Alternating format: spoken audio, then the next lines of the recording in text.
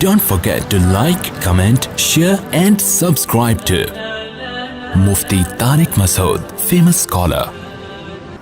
2-4 دن پہلے ایک صاحب نے مجھ سے ایک مسئلہ پوچھا یا سوال پوچھا، کیونکہ اسی موضوع سے متعلق ہے تو ان کا سوال بھی اسی ٹاپک سے متعلق تھا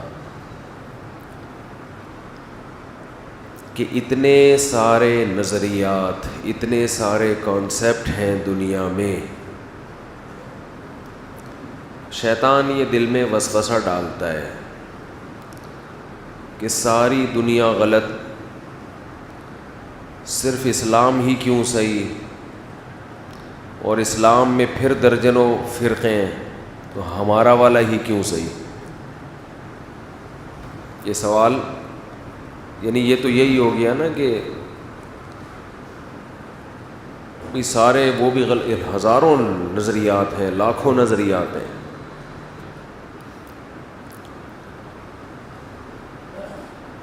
تو یہ جو میں بیان لے کے چل رہا ہوں اس میں اسی کا اصل میں جواب ہے۔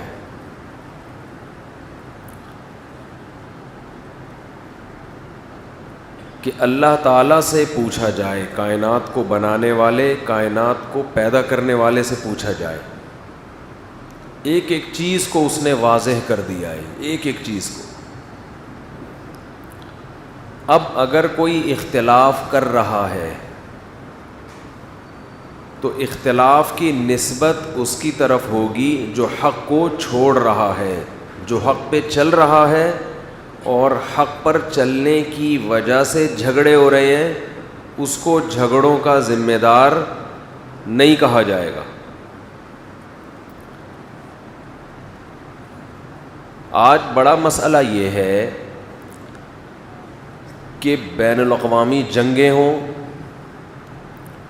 یا نظریاتی لڑائیاں ہوں یا مناظرے ہوں یا گھریلو جھگڑے ہوں،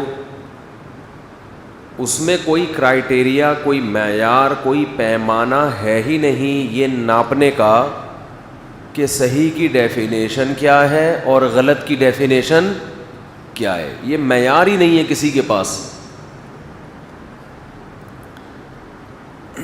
جب معیار ہی نہیں ہے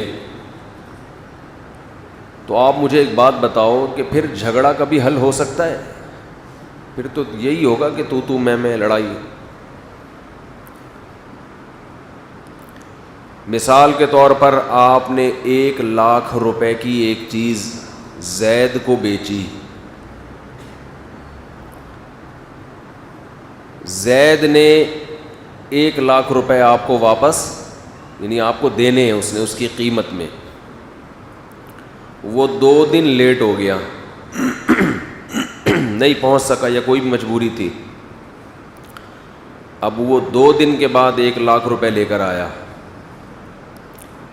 آپ نے کہا کہ چونکہ 2 دن تم نے لیٹ کر دیا ہے تو اب میں 1,00,000 کے 1,10,000 لوں گا، 10,000 جو تاخیر کی وجہ سے مجھے ٹینشن ہوئی ہے، اس ٹینشن کے تم بولے ذمہ دار ہو۔ اب اگر عقل سے فیصلہ کریں نا، عقل سے، قیامت آ جائے گی آپ اس عقدے کو حل نہیں کر سکتے، کچھ بھی کر لو۔ بکر جس نے زید کو پیسے دیے تھے وہ یہ دعویٰ کرے گا کہ میرا جو 2 دن تک نقصان ہوا اس پیسے کو میں بزنس میں لگا کے 10,000 روپے آرام سے کما سکتا تھا، میں یوں کر سکتا تھا، میں یوں کر سکتا تھا۔ یہ بھی مضبوط دلیل ہے، اور جو ٹینشن دی اس کی بھی تو تلافی ہونی چاہیے نا۔ تو اس کے کم سے کم کتنے بنتے ہیں؟ 10,000، اور چلو 10 نہیں تو چلو 5، کچھ تو اس ٹینشن کی تلافی ہوگی۔ زید یہ دلیل دیتا ہے کہ میں نے لیے 1,00,000 ہیں تو میں کس خوشی میں 1,10,000 دوں بھائی؟ سمجھ رہے ہیں؟ ہمارا ایگریمنٹ کس کا ہوا تھا؟ 1,00,000 کا ہوا، تو 1,10 کہاں سے آ گئی؟ آپ کس رقم سے کیا کر سکتے تھے، کیا نہیں کر سکتے تھے، یہ آپ کا ہیڈ ایک ہے، یہ میرا ہیڈ ایک۔ بولنے پر پابندی لگائی ہے گورنمنٹ نے، بولے یہ میرا ہیڈ ایک نہیں ہے۔ عقل کے لحاظ سے تو دونوں صحیح ہیں. قیامت آ جائے گی, آپ سے یہ فیصلہ بولو نہیں ہو. اب یہ لڑ رہے ہیں, پھڈا کر رہے ہیں. اس لڑائی میں یہ فیصلہ کرنا کہ صحیح کون ہے غلط کون ہے, یہ فیصلہ ممکن نہیں ہے. اور یہ لڑائی قیامت تک چلے گی جب تک ایک پہ ظلم نہ ہو جائے, دبا نہ دے اسے. اس میں جس کی لاٹھی اس کی بھینس, یہ اس پہ ختم ہوگی کہ جو پاورفل ہے وہ غالب آئے گا. بکر جس نے قرضہ دیا تھا, اگر اس کے پاس طاقت ہے وہ زبردستی نکال لے گا, پھر لڑائی ختم ہو جائے گی. زید کے اگر پاورفل ہے وہ کہے گا جو کرنا ہے کر لے, میں وہ 1 لاکھ بھی نہیں دوں گا. اگر پاورفل ہے تو لڑائی کیا ہو جائے گی, ختم. یہاں لڑائی ختم کیسے ہو رہی ہے, طاقت کے بل بوتے پر.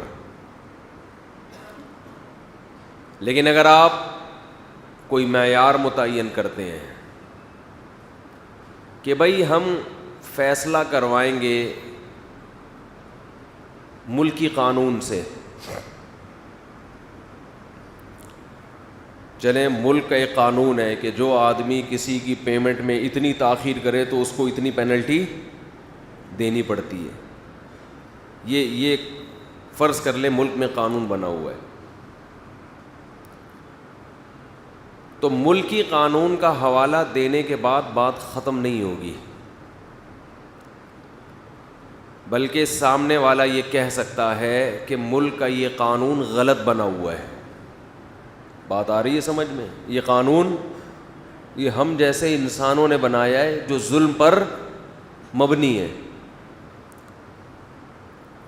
آپ یہ کہہ سکتے ہیں کہ جب آپ ملک میں رہتے ہو تو اس ملک کے قانون کو فالو بہرحال آپ نے کرنا ہے. سوال ہے اس کی کیا دلیل ہے کہ جس ملک میں آپ رہتے ہو اس کے قانون آپ کے ذمے لازم ہے. اس پہ ڈیبیٹ ہو سکتی ہے کہ غلط قانون لازم نہیں ہے, صحیح قانون. اب کوئی ملک قانون بنا دے